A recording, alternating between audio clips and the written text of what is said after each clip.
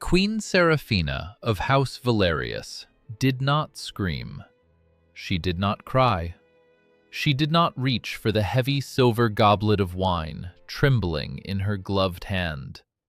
She simply stood at the top of the grand marble staircase, perfectly still, and watched the woman wearing her dead mother's sacred gown laugh in her husband's arms.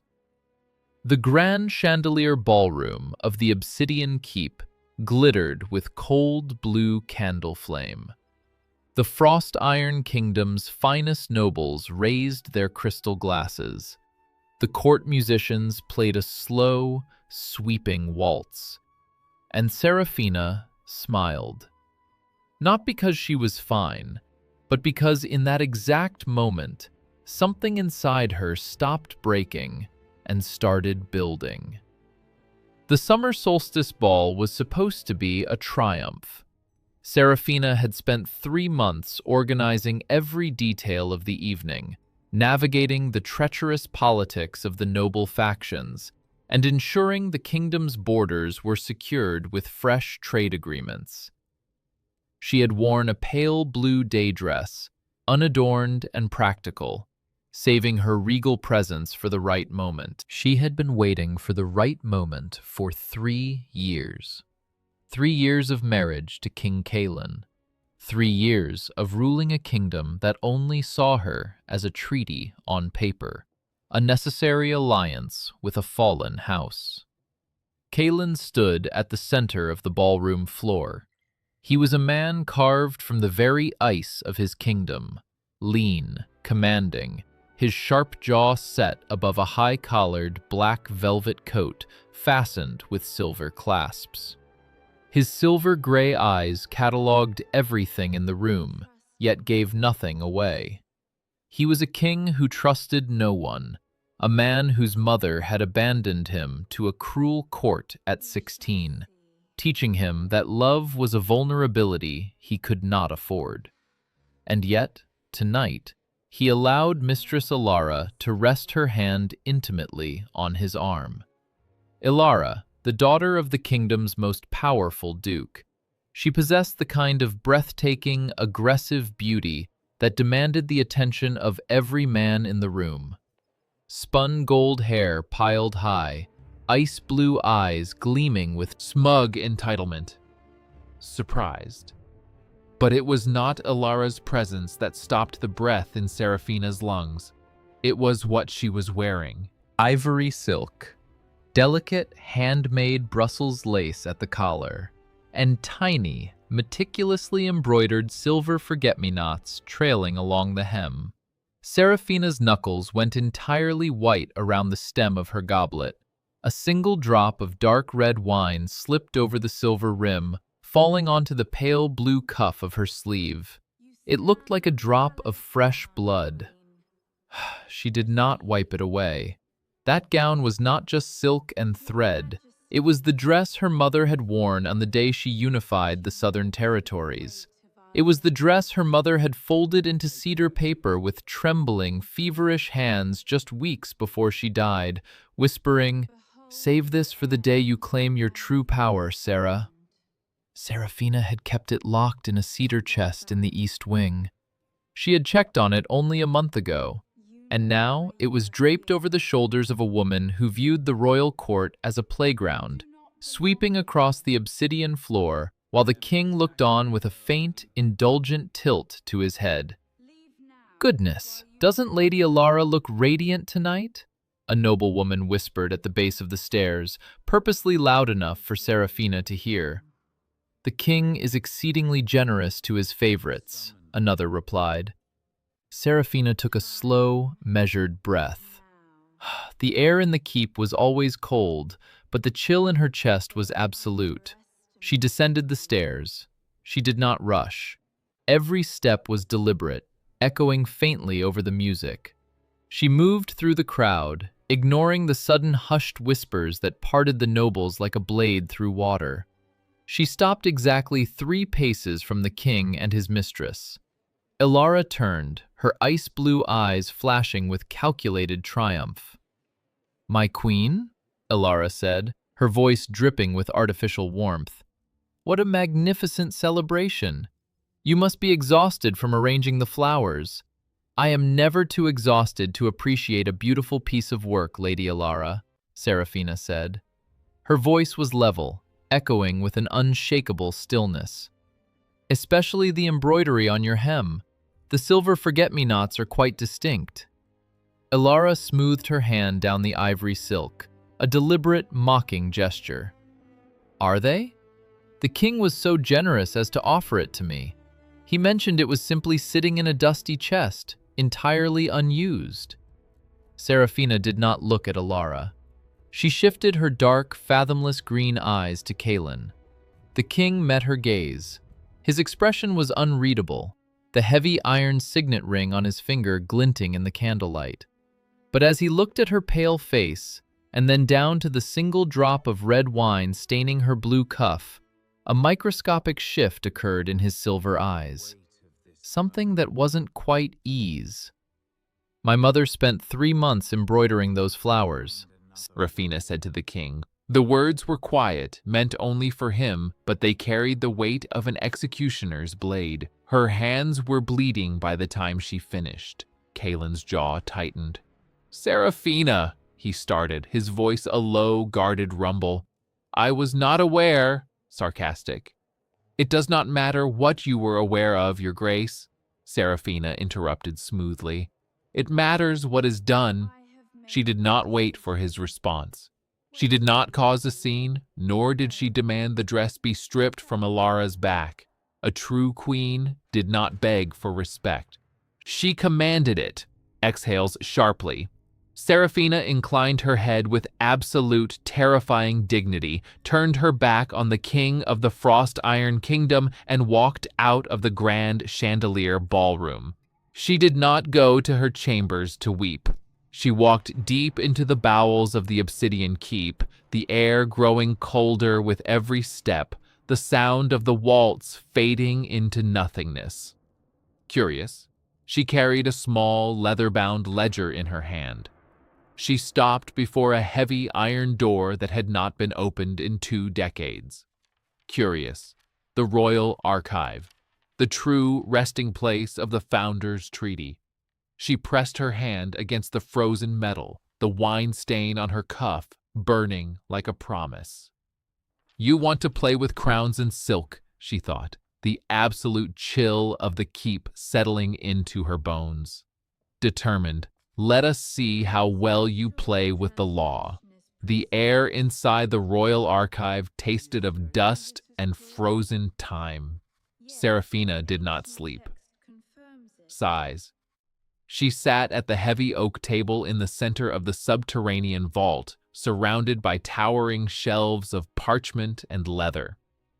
The blue candle flame flickered, casting long, trembling shadows against the obsidian walls. She was still wearing the pale blue day dress from the ballroom. Sighs. The single drop of red wine on her cuff had dried to the color of rusted iron. She had not rubbed it away. She kept it there as an anchor, a quiet reminder of the exact moment the illusion of her marriage had shattered. On the table in front of her sat the small, leather-bound ledger she carried everywhere. It contained 3 years of careful, quiet observations, grain yields, tax collections, the movement of the Frost Iron Kingdom's wealth. Now it was time to compare it to the truth.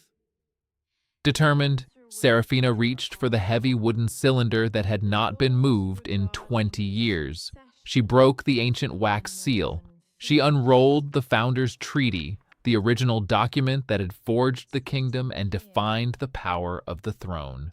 For hours, the only sound in the frozen archive was the turning of pages and the scratch of Seraphina's quill. Focused, she read the old laws. She cross-referenced them with the current royal decrees.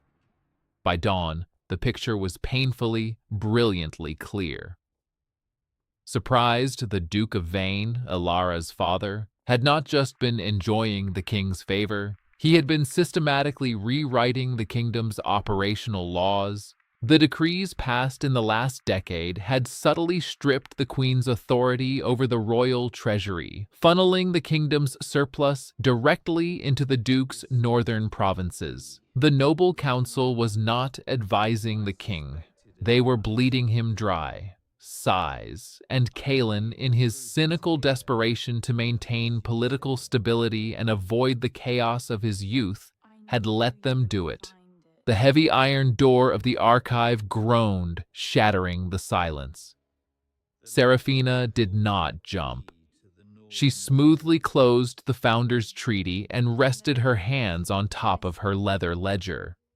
King Kalen stepped into the vault. He was still wearing his high-collared black velvet coat, though the silver clasps at his throat were undone.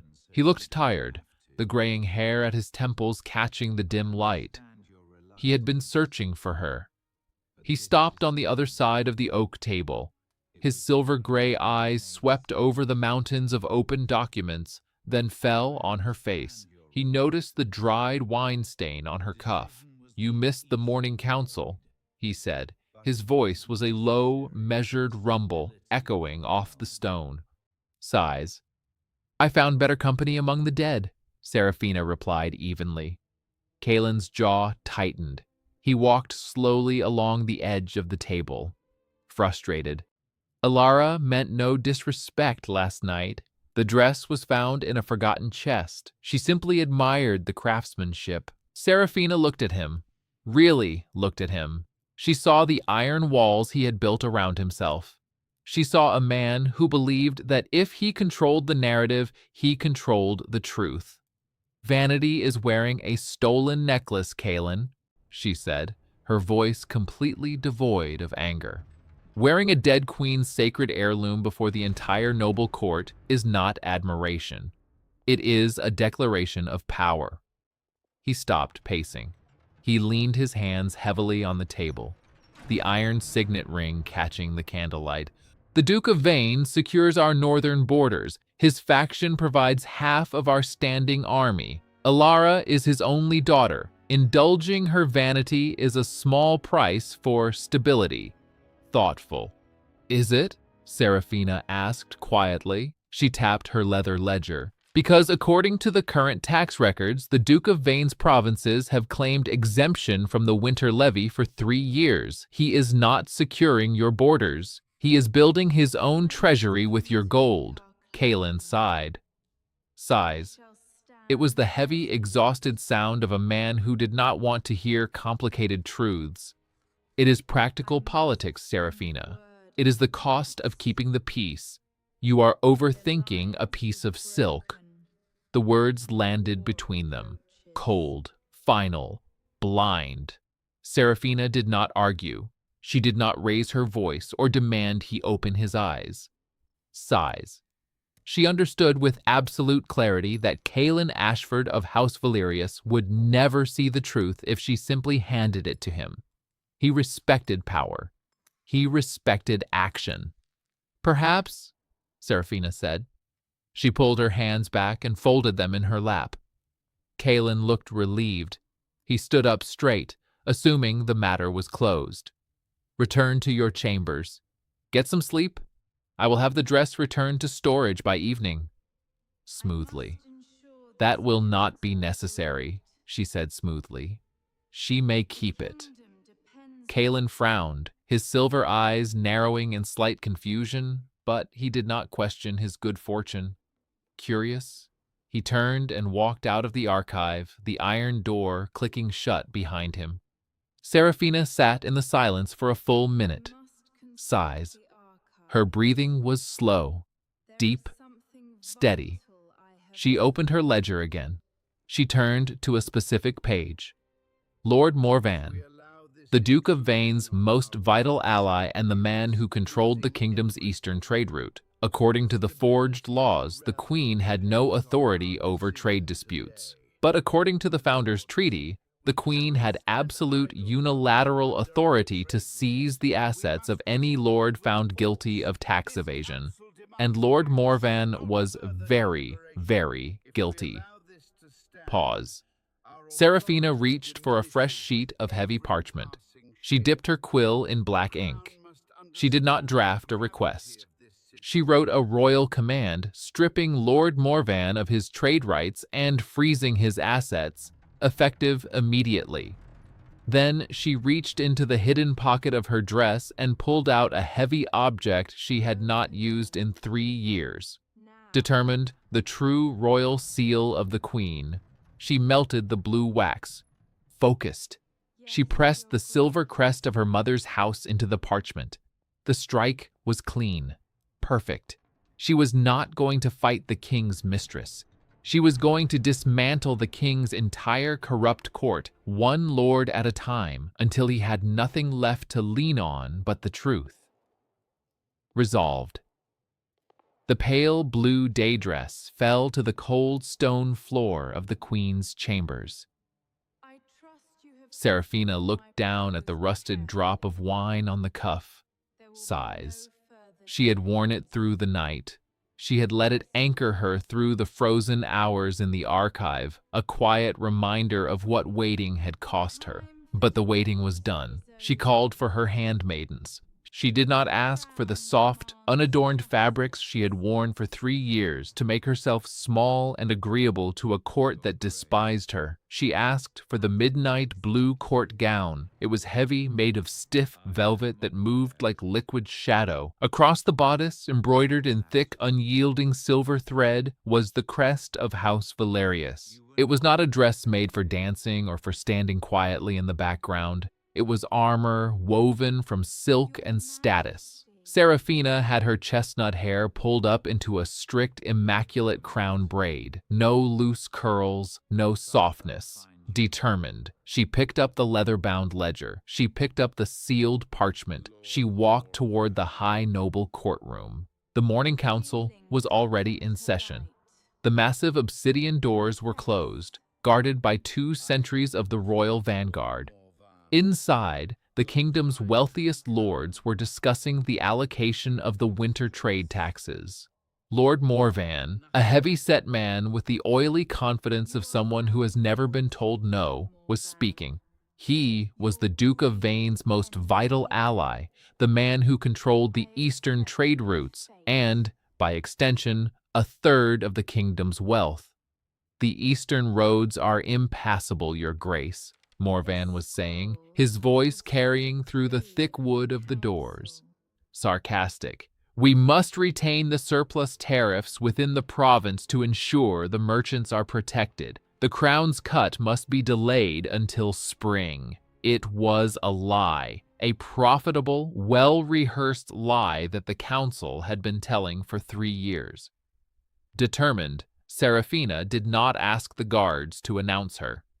She simply placed her hand flat against the center of the heavy obsidian doors and pushed them open. The heavy groan of the hinges cut through Morvan's speech like an executioner's axe. The high noble courtroom went entirely still. Suspenseful.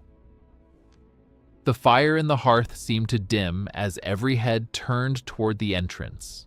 Seraphina walked in. Pause.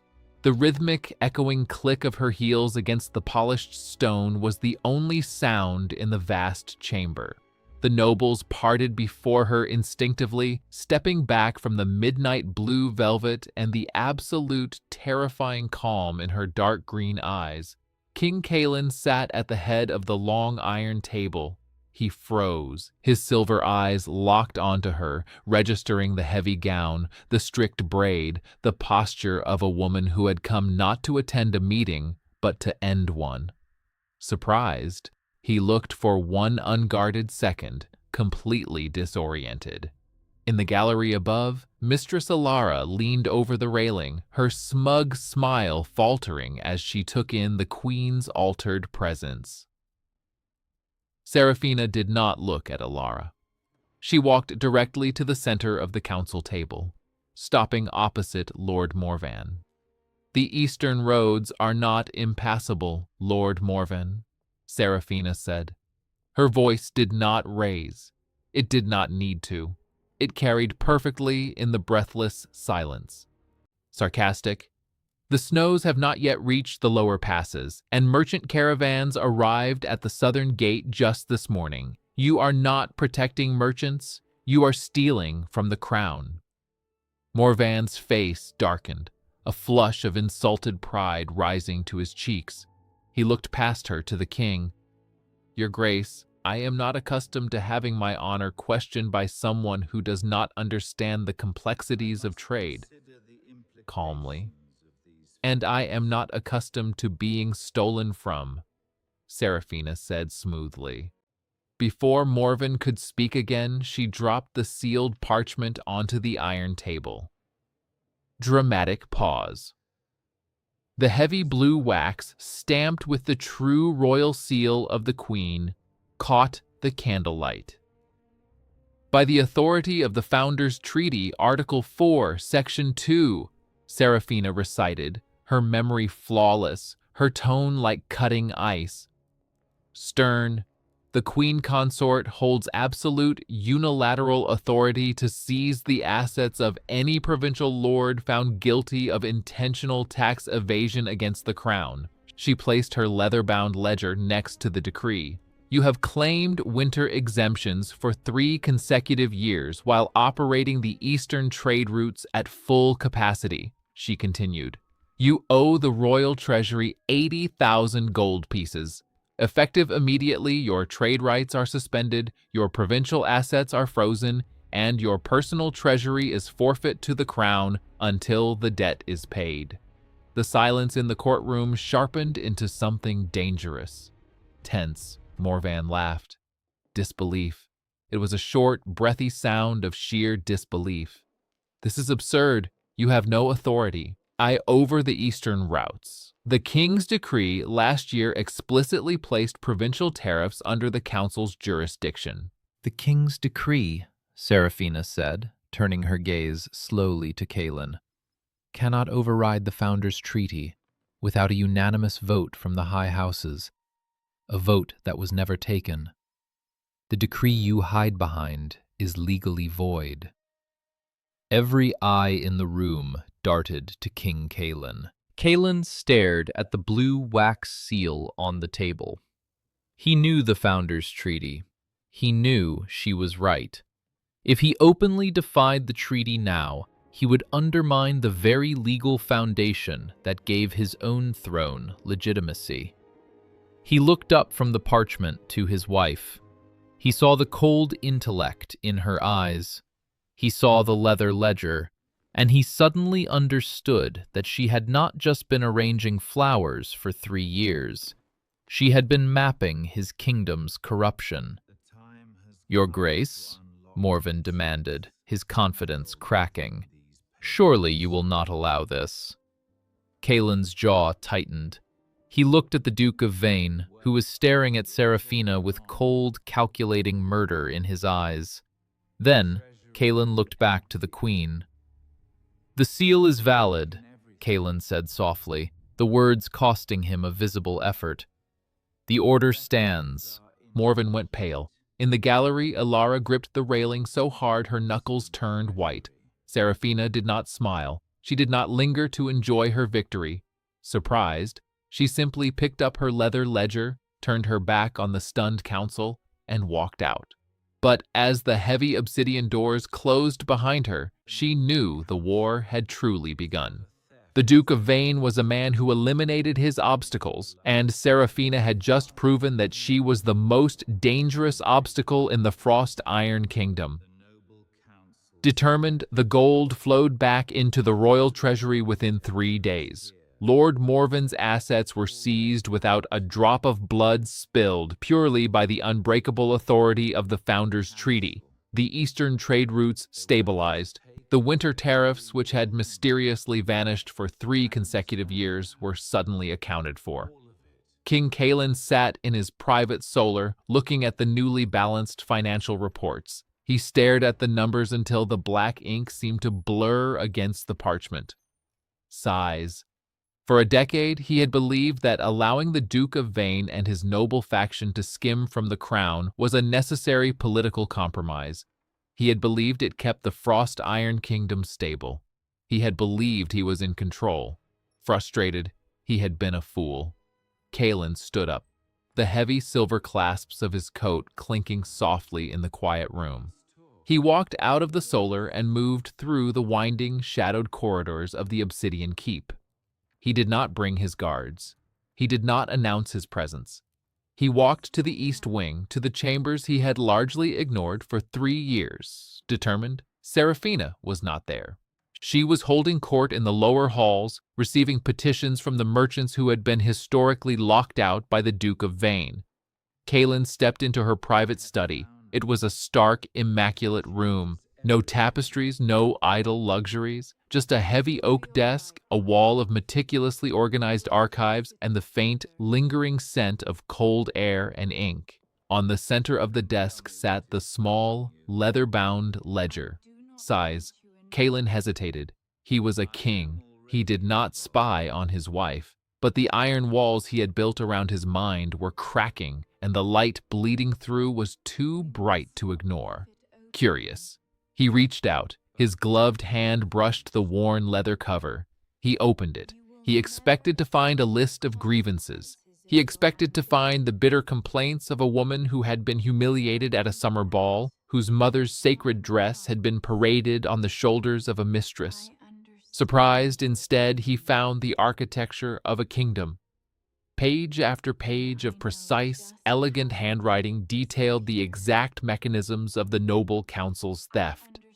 She had tracked the missing grain from the southern valleys. She had calculated the inflated costs of the vanguard's weaponry, money that had gone directly into the Duke of Vane's personal coffers. She had cross-referenced the kingdom's military supply lines, proving that the Duke was purposely weakening the king's direct forces while fortifying his own. She had not been maneuvering for personal vanity. She had been protecting his throne while he stood by and allowed the court to humiliate her. Kalen felt a cold weight settle in his chest. It was the crushing, undeniable weight of regret. Sighs. She is thorough, is she not? Curious. Kalen's head snapped up. Mistress Alara stood in the doorway of the study. She wore a gown of rich crimson, her spun gold hair perfectly coiled. Her ice-blue eyes swept over the room with a look of practiced disdain, though there was a tight, nervous tension around her mouth. "You should not be in the Queen's chambers, Alara," Kalen said, stern. His voice was low, devoid of its usual indulgence.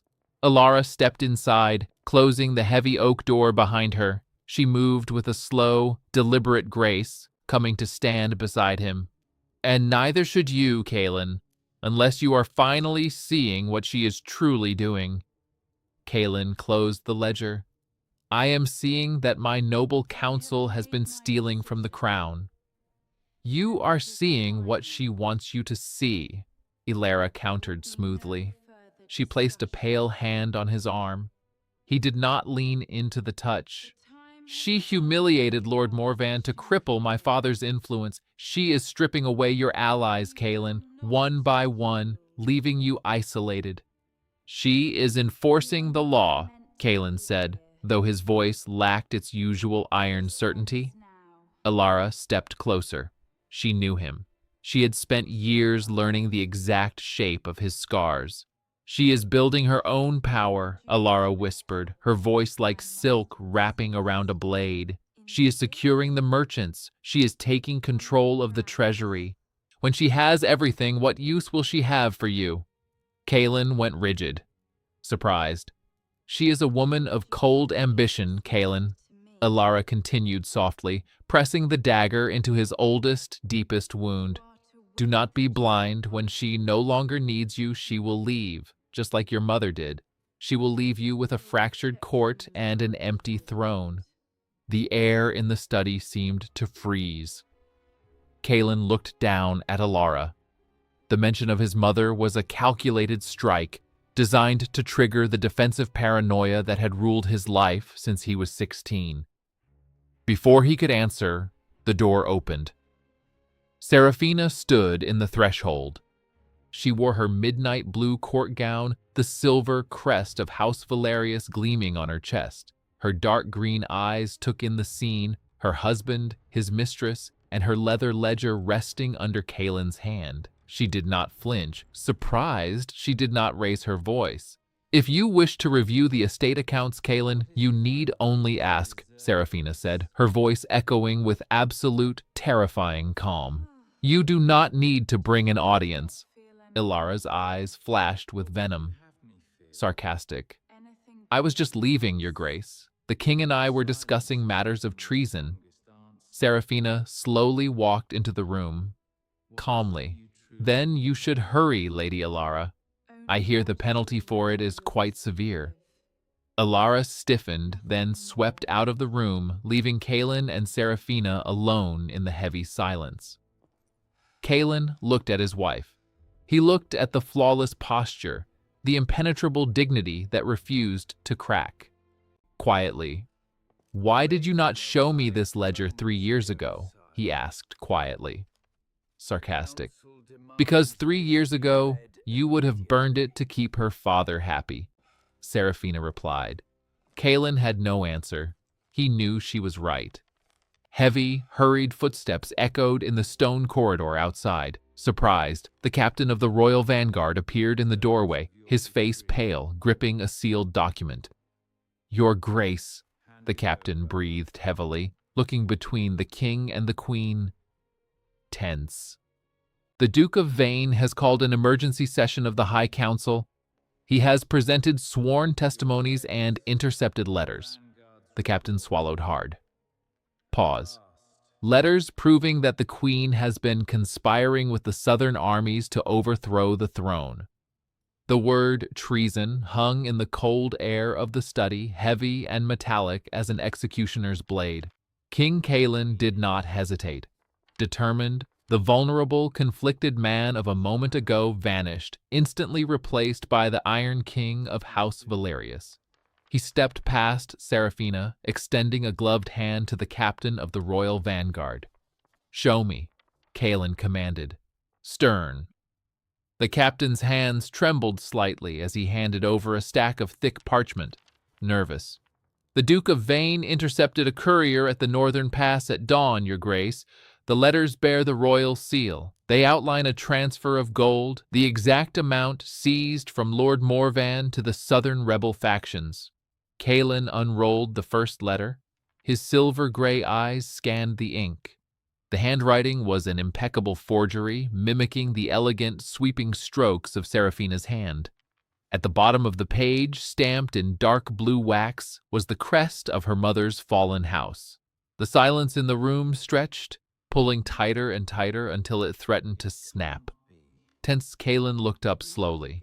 He looked at Seraphina, who stood perfectly still in her midnight blue court gown, her expression an impenetrable fortress. "The Duke of Vane has already summoned the High Council," the captain continued, his voice dropping. "Serious. He is demanding the Queen's immediate exile to the frozen wastes, citing the safety of the realm. The northern lords have barred the gates of the Obsidian Keep. They say they will not leave until justice is served." It was a coup. Tense. Not one fought with swords, but with paper and panic. The Duke of Vane knew that Kaelin was beginning to see the truth. The forged letters were a desperate, calculated strike to force the king's hand, either exile the queen and restore the corrupt status quo, or face a full-scale rebellion from the northern armies.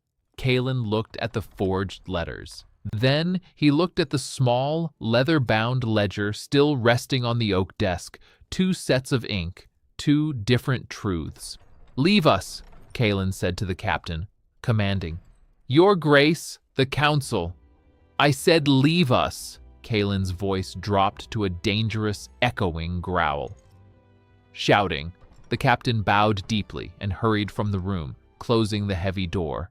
Kaelin turned to his wife, sighs. He held the forged letters out toward her. The parchment shook ever so slightly in his grip, the only betrayal of the storm raging behind his ribs. "Did you write these?" he asked. Pleading. The question was not an accusation, it was a plea. He was a man who had spent 20 years expecting to be betrayed, and now, standing before the only woman who had actually protected him, he was terrified that his oldest fear was coming true.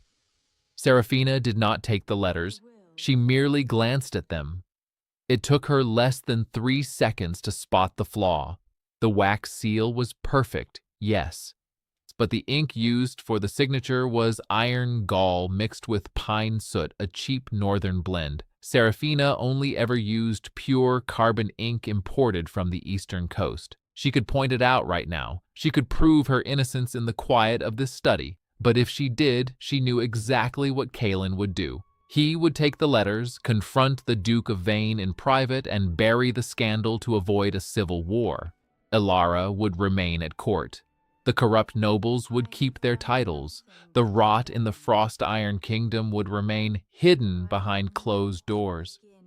Determined, Seraphina did not want survival. She wanted absolute public justice. Sarcastic. "If you need me to answer that question, Kalen," Seraphina said, her voice soft but unyielding, "then you are still the blind king I married 3 years ago." Kalen's jaw clenched. "Seraphina, the Duke has cornered the council. If I walk into that throne room and declare these letters a forgery without proof, the Northern Lords will declare me compromised. They will tear the kingdom apart." "Then do not declare them a forgery," she said smoothly. Confused, Kalen stared at her, uncomprehending. "You want me to arrest you?" Determined. "I want you to convene the High Council," Seraphina replied, her dark green eyes locking onto his. "I want every lord, every general, and every minister present in the High Noble courtroom. And I want the Duke of Vane and Mistress Ilara to present their evidence against me under the light of the chandeliers." Worried. "They will humiliate you," Kalen warned, stepping closer. "They will strip you of your title before the entire court. They will demand your head." "Let them try," she whispered. For a long moment, Kalen looked at her. He looked past the velvet and the silver crest, seeing the raw, terrifying brilliance of the woman he had ignored for so long. He did not understand her game, but looking into her eyes, he realized something profound.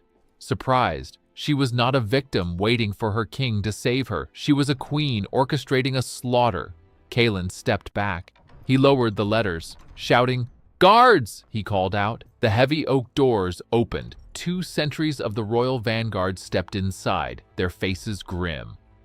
"Escort the queen to her chambers," Kalen commanded. Cold, his voice cold and loud enough for the gathering nobles in the lower halls to hear. "Place her under house arrest. She is to speak to no one until the trial at noon." The guards moved forward, hesitant to lay hands on the midnight blue velvet. Seraphina did not resist. She picked up her leather-bound ledger, holding it against her chest. She walked past the king without a second glance, her spine perfectly straight, her head held high. As she was escorted down the long, shadowed corridor, she saw Ilara standing near the balcony, wearing the stolen ivory gown, watching the arrest with a smile of pure, triumphant venom. Seraphina did not look away. Defiant. She met the mistress's ice-blue eyes and offered a single, chilling smile in return. The trap was set. Now it was time to close the jaws. The High Noble courtroom was a theater of cold stone and impending execution. By noon, every lord, minister, and general of the Frost Iron Kingdom had crowded into the cavernous chamber. The air was thick with the smell of burning wax and the sharp, nervous sweat of men who knew they were about to witness the fall of a queen. King Kalen sat on the raised iron throne at the head of the chamber. His face was a mask of absolute, terrifying blankness. To his right stood the Duke of Vane, holding a roll of sealed parchment like a broadsword. In the gallery above, Mistress Ilara looked down upon the room, wearing the stolen ivory silk gown, a diamond glittering at her throat, waiting for her final victory. The heavy obsidian doors swung open. Queen Seraphina entered. She wore no chains. though 4 sentries of the royal vanguard walked closely around her.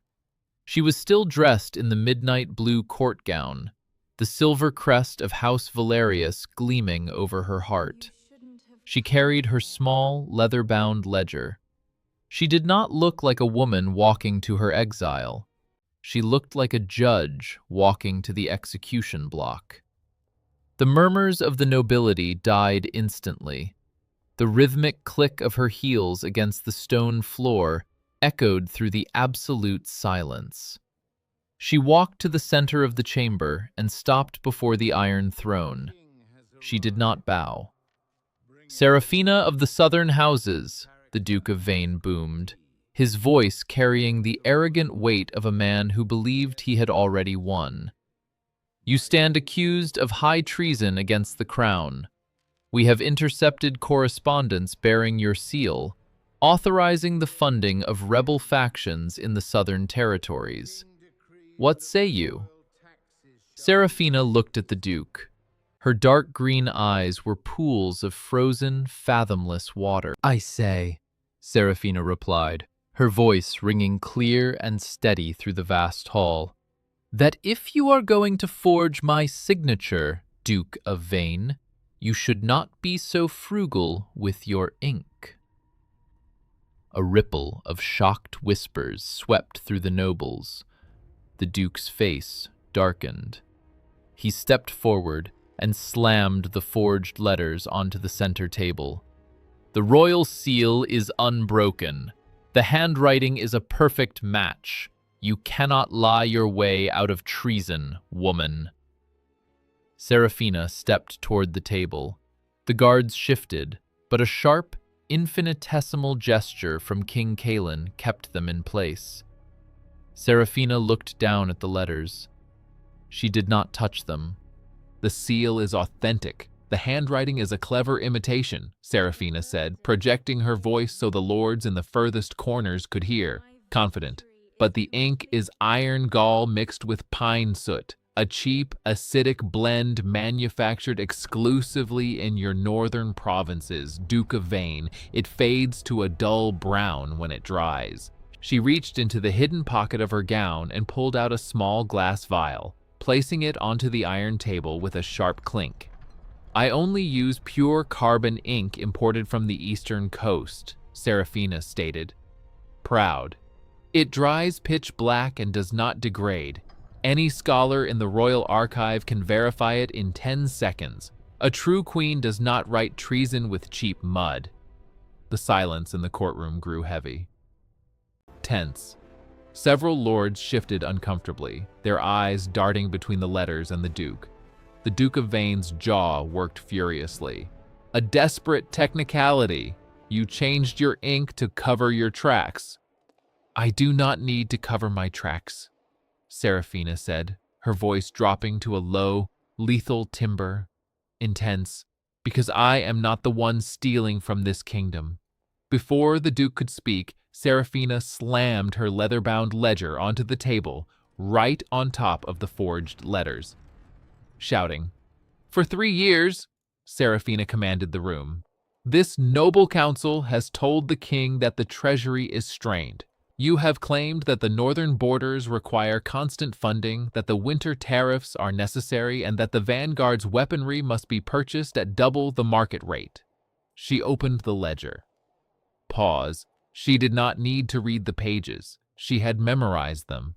"Duke of Vane, you diverted 40,000 gold pieces from the military supply lines into your private estate in the last year alone," she declared, pointing a gloved finger directly at him. The Duke took a step back, his face draining of color. Surprised, Seraphina turned her sharp gaze to the crowd, picking out faces.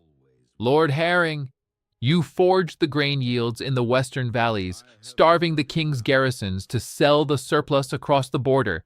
Lord Calden, you exempted your own merchant fleets from the crown tax, stealing 20,000 gold pieces from the king's treasury." Accusatory. The high noble courtroom erupted into chaos. Men shouted in outrage, fear, and denial. In the gallery, Alara gripped the railing, her smug smile entirely gone, replaced by naked panic. The ivory dress suddenly looked less like a victory gown and more like a target. Tense. "Silence!" King Kaelin's voice thundered, shaking the very stones of the Obsidian Keep. The room instantly fell dead quiet. Seraphina turned to face the king.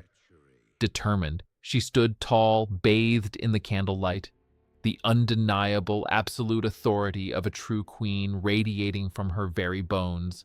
"The Duke of Vane accuses me of treason for allegedly riding to the south," Seraphina said, her voice echoing in the stillness. Defiant, "but I accuse this council of committing treason against the Frost Iron Kingdom every single day for the past 10 years, and I have the Founders' Treaty to prove it." She stepped back from the table. She looked at Kaelin, her eyes offering no mercy, no plea for rescue, only the cold, unvarnished truth. "The evidence is before you, Your Grace," Seraphina said softly. "The choice is yours. Will you protect a court of thieves, or will you be a king?" Every breath in the massive chamber stopped. Tense, every eye turned to the Iron Throne. King Kaelin stood up. King Kaelin descended the iron steps of the throne. Pause. He did not rush.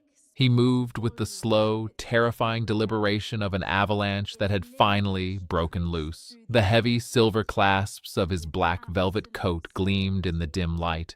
The entire high noble courtroom held its breath, caught in the suffocating tension between the forged letters on the table and the cold, unyielding truth standing in the midnight blue gown. Kaelin stopped at the center table.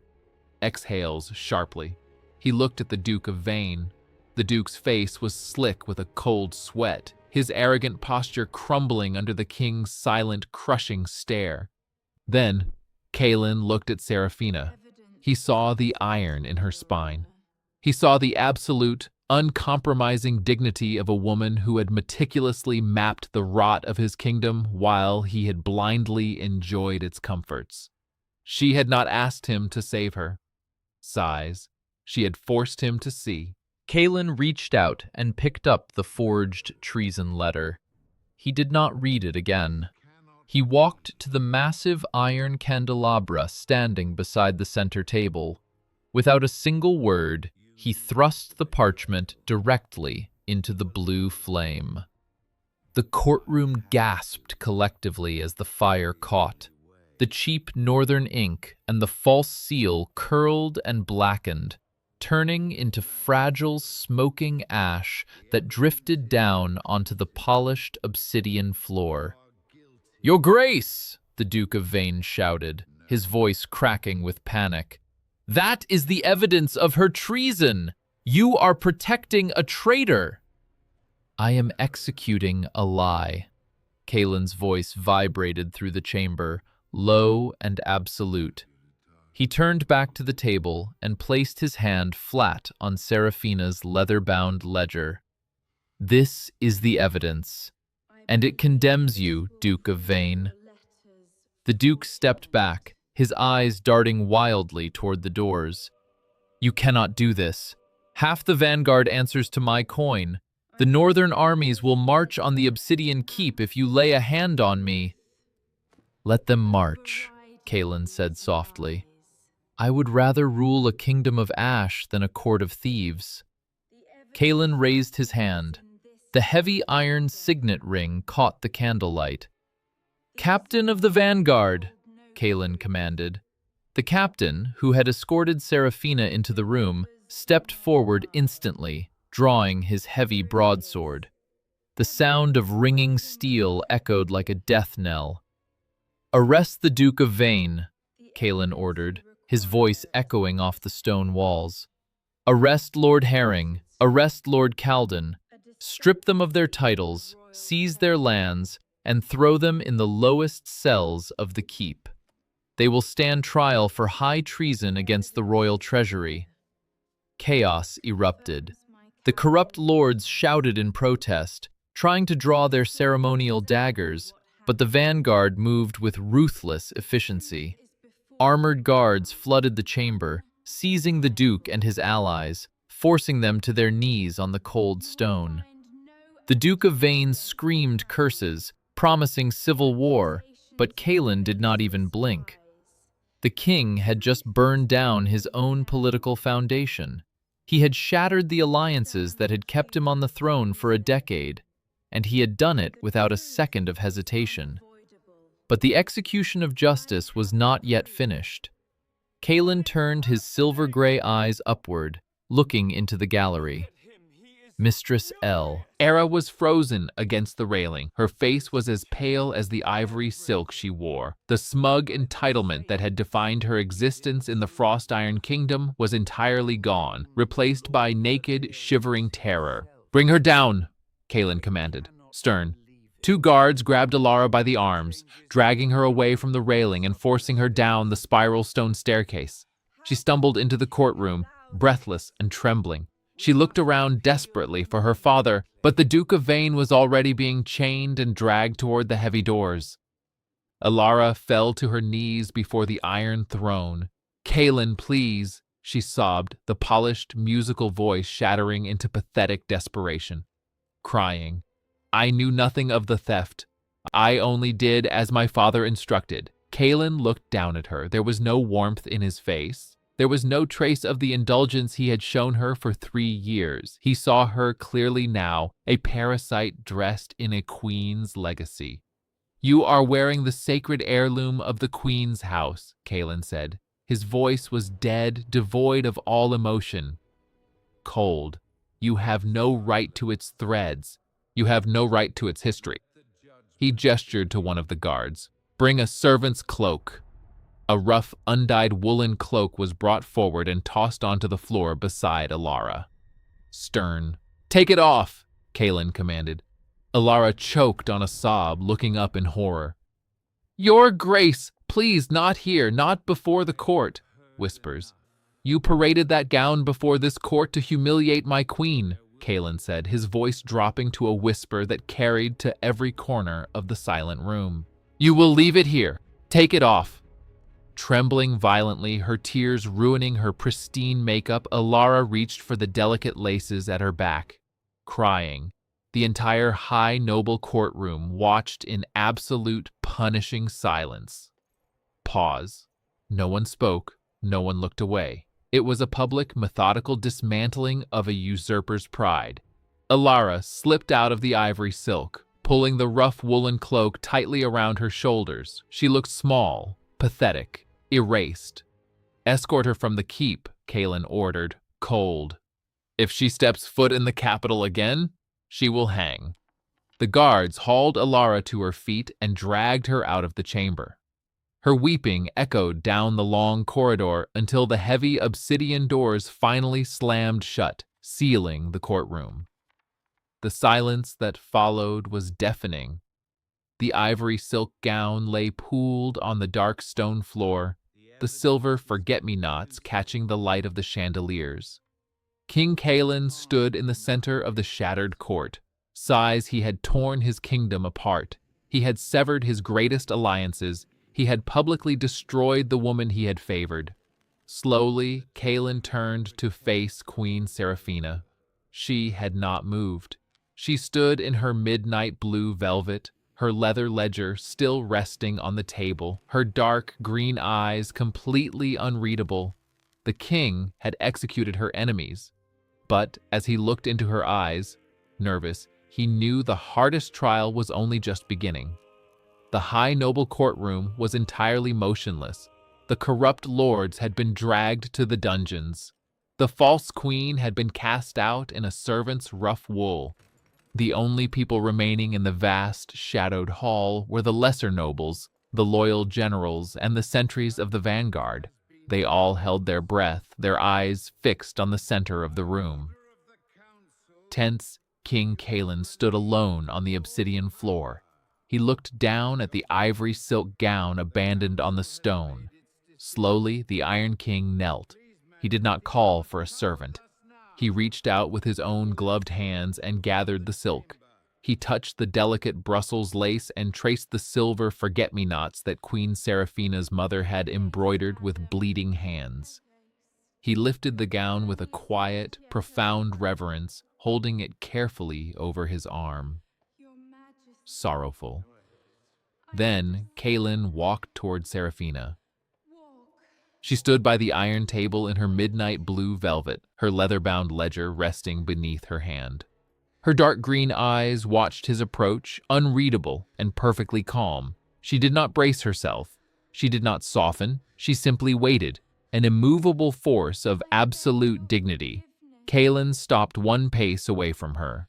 He looked at the flawless posture of the woman he had ignored for 3 years. He saw the cold intellect that had outmaneuvered a dozen corrupt lords. He saw the quiet, terrifying strength that had endured public humiliation without shedding a single tear. Sighs Kaelin lowered his gaze. And then, before the remnants of his court, the king of the Frost Iron Kingdom dropped to one knee. Gasps. A collective, silent gasp rippled through the gallery.